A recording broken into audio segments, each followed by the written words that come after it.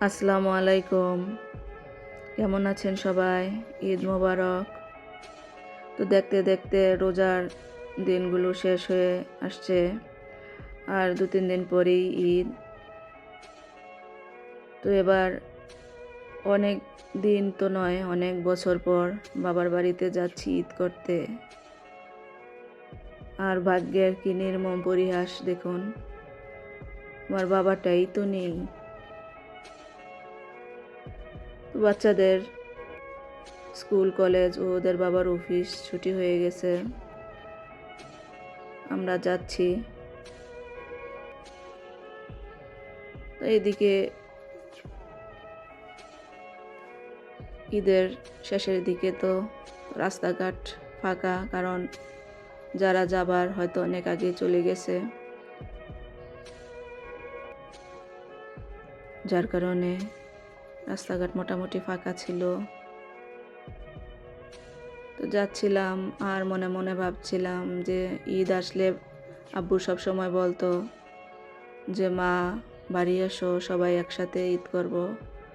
কিন্তু দূরে থাকার কারণে কিংবা পারিবারিক ব্যস্ততার কারণে অনেক সময় যাওয়া হতো না। ভাবতাম সময় তো আছে, পরের বার যাব। কখনো ভাবিনি যে আল্লাহ তাআলা এত তাড়াতাড়ি আমাদেরকে এতিম করে দিয়ে আমাদের বাবাকে নিয়ে যাবে আর রহমতের ছায়ায়। তো যাই হোক, আল্লাহ আসলে যাকে বেশি পছন্দ করে তাকে তার কাছে তাড়াতাড়ি নিয়ে নেয়, এটাই বাস্তব প্রমাণ আমরা পেলাম। তো আমার আব্বুর সবসময় ইচ্ছা ছিল ওনার বড় মেয়েটা ঈদের সময় সবার সাথে বাড়িতে থাকবে। তো সেই ইচ্ছা আজ পূরণ হলো, কিন্তু শুধু বাবাই রইল না। আজ আমি যাচ্ছি, কিন্তু যাকে খুশি করার জন্য যেতাম উনি আর নেই। তো আমার সাথে আছে আমার হাজব্যান্ড, আমার মেয়ে কথা ও আমার ছেলে আরশ। ওরা খুবই খুশি, কারণ ওরা যাচ্ছে ওদের সবচেয়ে প্রিয় জায়গা, নানার বাড়ি। যদিও মাঝে মধ্যে আব্বুর না থাকাটা ওদের কুরে কুরে খায়, খুবই মন খারাপ। সেটা ওরা আসলে আমাকে বুঝতে দেয় না। ওদের কাছে ওদের নানার বাড়ি মানে পৃথিবীর সবচেয়ে সুন্দর জায়গা। ওদেরকে যদি বলা হয় যে চলো পৃথিবীর শ্রেষ্ঠ সৌন্দর্য জায়গায় তোমাদেরকে নিয়ে যাব, ওরা বলবে না, আমরা আমাদের ময়না হাজির বাড়ি যাব। আসলে আমার বাচ্চারা ওদের নানিকে ময়না এবং নানাকে হাজি বলে ডাকে। বাড়িতে আমার মা, বাবা, ভাই, বোন, খালামণি, কাকা সহ নিকট আত্মীয়রা সবাই আমাদের জন্য অপেক্ষা করছিল।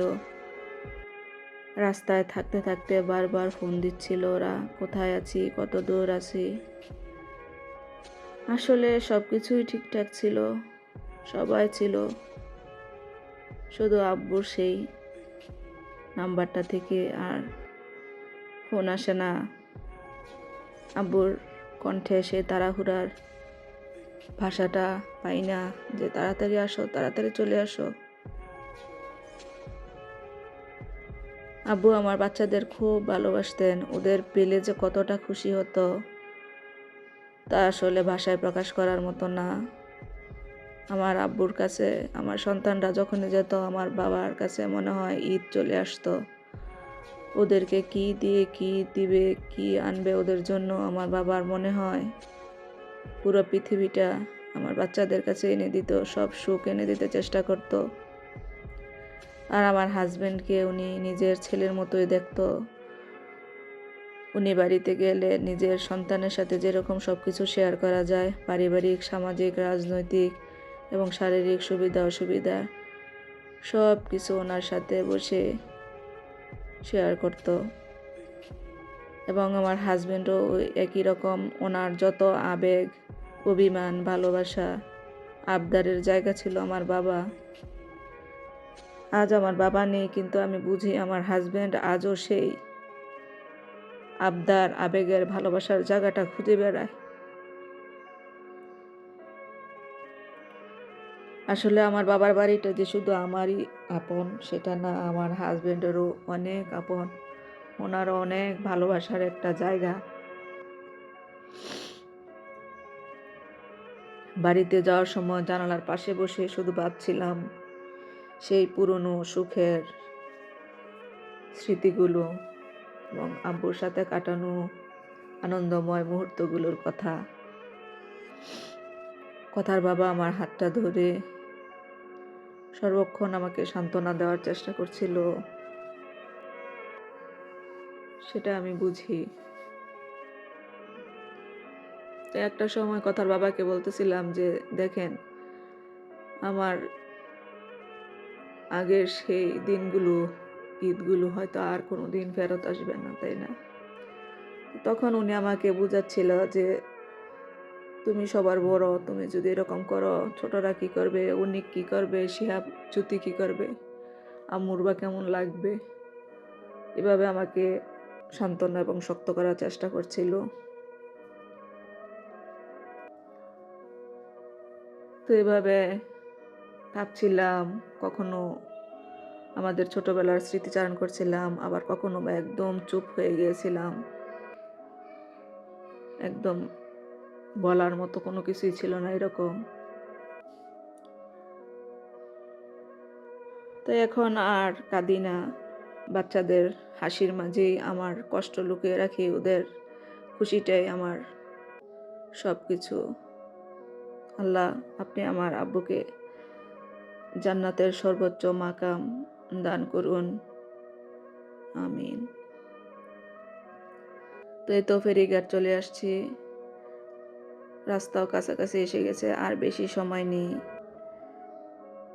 তো ফেরির জানালা দিয়ে আমিও আর আমার ছেলে দাঁড়িয়ে দূরের গ্রামগুলো, ঢেউগুলো দেখছিলাম আর ভাবছিলাম অনেক কিছু। হয়তো ওর আর আমার ভাবনার মধ্যে অনেক তফাৎ, কিন্তু দুজনেই ভাবছিলাম। এই তো চলে আসছি বাড়ির কাছাকাছি। সবাই দোয়া করবেন, ভালো থাকবেন। সবাই অপেক্ষায় আছে, শুধু একজন ছাড়া, আব্বু নেই।